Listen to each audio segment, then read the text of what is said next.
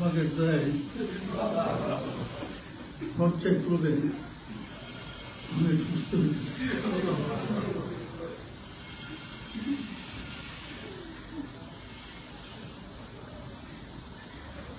আপনাদের মনে আছে আমি অসুস্থ যেদিন হয়েছিলাম শুক্রবার বয়ান দিয়ে সে কিছু বলতে পারতেছিলাম,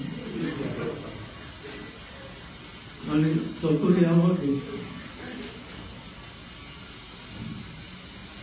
পশু আক্রমণ করছে।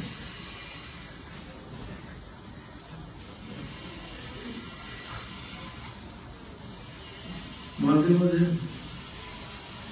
কথা বলতে চাই কিন্তু পাই না। ডাক্তাররা বলছে যে পর্যায়ক্রমে সুস্থ হবে, আর এত ডিক্লার করছিল আমি মারা গেছি। মৃত্যু তো আল্লাহ হাতে, মানুষের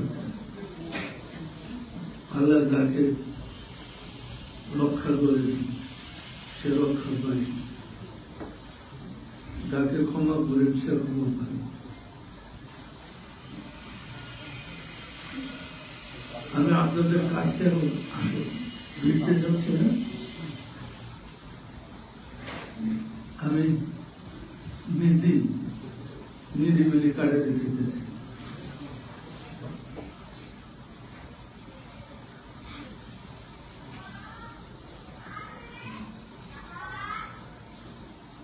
একটা ব্যতিক্রম ওষুধ, নিজে ওষুধ, এটা আমিও বুঝি না আর ডাক্তারকে বুঝি না।